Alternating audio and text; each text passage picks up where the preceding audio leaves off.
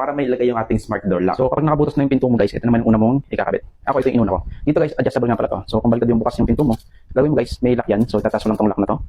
Tapos hilahin mo yun dito sa may kulay black niya. Yan, hilahin mo pa atras. So make sure lang umabot yan sa mga dyan dito. And then pwede mo nang iikot ang lock na to. Okay, pero dahil sa akin nakaayos na yan, babalikan lang natin. Then make sure kapag okay na itong lock na to, pindot-pindot mo yan guys para makita mo kung functional na ba siya. So papasok na natin yan dito.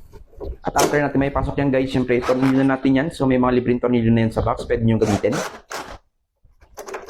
Tapos kunin nyo yung front side ng ating smart lock at yung metal plate na to. Yung ganitong design guys ha. Tapos kunin nyo 8 pieces na tornilyo. Yan po yung kaparis niya. So dapat 8 pieces na tornilyo po yung mailalagay nyo dyan para talagang fit yung ating metal plate. Next naman natin, kunin nyo po yung ganitong design ng tornilyo tsaka yung nut. So yan po yung ikakabit natin dito sa pinaka front side ng ating smart lock. At dito nyo po ikakabit yan. So ito po yung gamit nito guys. Ito yung dahilan para magdikit yung side by side, yung labas at tsaka yung loob ng ating smart lock. After natin may ilagay, so higpitan na natin yan. So ito po yung magiging design ng ating front smart lock natin ha. Next naman natin dito guys, kunin nyo po yung ganitong design ng tornilyo. So ikakabit natin yan dito sa may front side ng ating smart lock. So ang purpose naman nito ay para mailipat or may option kayo kung saan yung banda ipopwesto yung pinaka-handle natin. After nyo mailipat or sigurado na kayo, doon na po kayo magtornilyo. Okay, side by side po yan, optional. Next naman po, meron kayong makikitang parang rubber po dyan. So, nasa front side pa rin tayo ng ating smart lock. Ikakabit nyo po dito. Purpose po niyan ay para hindi pasukan ng tubig or kahit na anong insekto. At ipasok nyo na po sa loob yung wire neto at ganito na yung kalalabasan niya sa ating front side ng ating smart lock. Next naman, meron kayong makikitang kapares dyan ng base plate at saka yung kapares pa netong rubber natin. So, ikakabit naman natin dito yan sa pinakaloob na natin or inside na ng house natin. Ipasok nyo po yung wire dito guys, tapos i-fit na natin. And then gagamit tayo ng dalawang tornilyo dito guys. So ganyan design niya. So ito naman purpose nito para mag-fit na yung side by side ng ating smart door lock. Gamit lang kayo ng any tools na mas mapapabilis yung trabaho natin at ganito na yung kalalabasan niya. Next naman meron kayong makikitang alaren sa box natin. So ang purpose nito para ma-adjust naman yung handle doon sa loob ng ating bahay. So dito pwede kayong mamili kung saang side nyo po ipopwesto yung handle natin at kapag okay na, higpitan na po natin gamit yung ating Allen wrench. Next naman natin, meron kayong makikitang spring sa box. So dito naman natin nilalagay sa rear side ng ating smart door lock. Ang purpose naman nito ay para ma-push yung ating metal rod doon sa ating handle. So itong metal rod, isusuksok natin dito yan guys sa pinakagitna para mag-connect na yung dalawang handle natin sa loob at sa labas ng ating smart lock. Pero yung sa akin guys, tinesting ko to, hindi ko na ikinabit yung spring ko kasi parang nahihirapan siya, nakauka siya konti. And then ilalabas naman natin itong dalawang wire. Malapit ito sa may battery side. So sa rear side ito ng ating smart door lock para pwede natin ma-plug or i-unplug. And then i-fit na natin yung rear side ng ating smart door lock. So gamit lang kayo ng tatlong tornilyo dito guys, kulay black. Kasi tatlo lang nakita akong lagayan dito. And then i-fit na natin yung rear side ng ating smart door lock. Next naman, kailangan natin ng 4 na AA battery para mapagana itong ating smart door lock. Next naman natin, doon naman tayo sa may side ng lock natin. So kayo na mag-discarte kung paano nyo may kakabit to. Very basic na lang yan guys. Okay? After nyo may kabit yan, syempre huwag nyo kalimutan na testingin para hindi kayo magkaroon ng problema kapag gagamitin nyo na. So sa paggawa nga dito ng digital password natin, so meron siyang manual dito guys, pwede nyo basahin to, pero tuturo sa inyo na mas mabilisan. So long press nyo lang dito para mabuo yung pinaka-digital controller niya. Pinitin mo lang yung number 1 and then number sign. Next naman dito, ikakabit natin yung standard password niya, 1, 2, 3, 4, 5, 6 plus number sign. Kapag okay na yan guys, pinitin lang natin ulit dito yung number 1. Mag-add na tayo ng administration number natin guys o password. Number 1 ulit. Tapos, kakabit mo na dito yung password na gusto mo. Kunyari hanggang 1 to 8. And then number sign.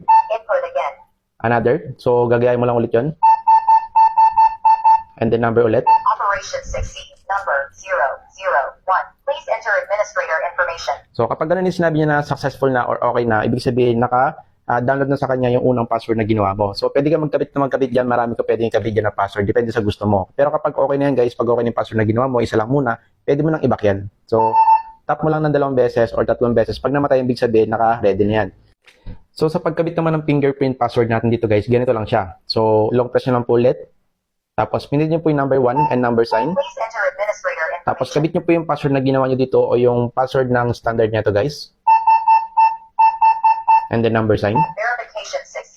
Press 1 So, next for naman natin dito guys, pindutin natin ulit yung number 1. Press 1 for adding administrator. Tapos, Press 2 number 1 for ulit deleting pipindutin natin. this. Please enter administrator information. Kapag sinabi niyan ganun guys, magkabit na tayo dito ng ating fingerprint. So, 4 na beses mong ulitin yan. Input again. Input again. Input again.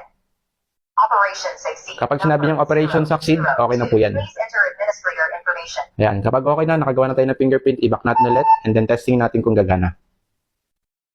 0, 0. Yun, okay na tayo sa ating fingerprint, guys. So, itong keycard natin dito, guys. So, 2 piraso nga pala yung libre nito sa isang box. So, sa paggawa naman o sa paggamit naman nito, ganito naman siya.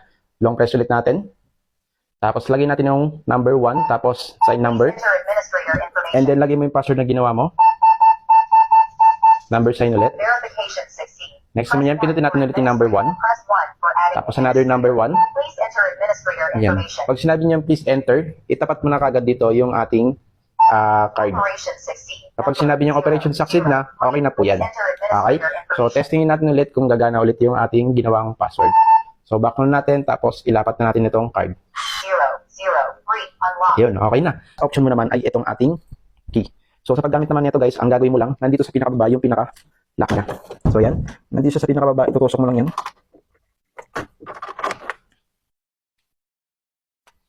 Tapos, kapag natusok mo na yung pinakasusi mo, yan, kunyari nakalock tayo dito, dati hindi mo magagalaw yan, hindi mo siya mabubuksan. So, para sa paggamit nito, i-twist mo lang yan ng kalahati, tapos pwede mo na buksan yung padlock mo. Okay? So, pag binalik mo yan, mawawalan ulit siya ng access. So, padlock natin, mawawalan ulit ang access yung sa labas ng lock natin. At para magamit yung ating manual key, pasok mo lang sa pinakababa, and then slide mo lang ulit, and then may access ka na. So, dito nga testingin na natin yung mga pinagagawa natin password, kung gagana ba sila lahat. So, kung natin gagamitin dito yung digital key niya, o digital password, long press lang natin ulit, and then kabit natin yung password na ginawa natin, and then number sign. 0. Yun, gumana. Unlock. So, next naman natin dito guys, yung ating fingerprint. Verification failed. Verification failed. 0. Yun, gumana. Unlock. Okay? Ayan, automatic nag-lock yan guys ha, yung pinaka-smart doorbell natin dito. Next naman natin gagamitin ay yung ating card. Tingnan natin gagana din. 0. Yun. Unlock. So, yan. Automatic yan guys ha, automatic yan nag-lock. So, next naman natin yung ating manual key. Twist natin. Yun.